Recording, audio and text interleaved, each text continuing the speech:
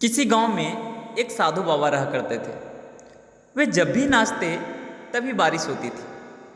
इसीलिए गांव वालों को जब भी बारिश की जरूरत पड़ती वे साधु बाबा के पास जाते और उनसे नाचने की आग्रह करते हैं।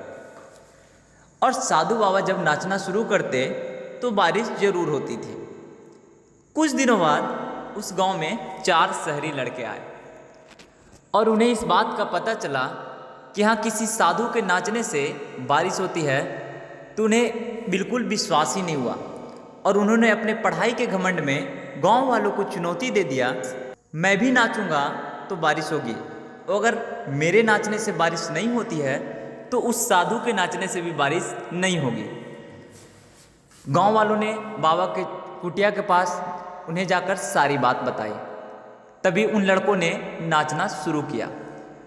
जब पहला लड़का नाचना शुरू किया तो आधे घंटा तक नाचा और वे थक गया।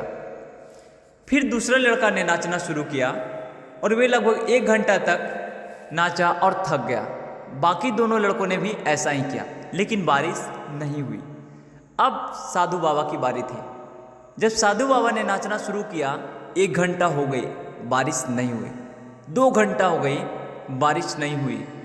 4 घंटा हो गया, बट बारिश नहीं हुई। लेकिन साधु बाबा ने नाचना बंद नहीं किया।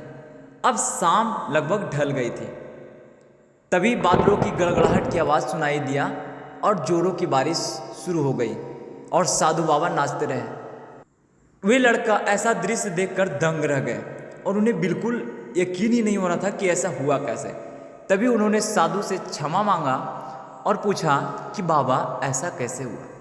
हम लोगों को नाचने से बारिश नहीं हुई और आपके नाचने से बारिश क्यों? तभी साधु बाबा ने मुस्कुराते हुए कहा कि मैं हमेशा 2 चीज़ अपने दिमाग में हमेशा रखता हूँ कि एक तो मेरे नाचने से बारिश को होना ही पड़ेगा, और दूसरा मैं तब तक नाचूंगा जब तक बारिश हो नहीं जाती। तो सफलता का भी यही राज है। सफल होने वाले व्यक्ति तब तक मेहनत करते हैं जब तक कि वे सफल नहीं हो जाते। तो उम्मीद है दोस्तों, यह कहानी आपको काफ़ी पसंद आई होगी।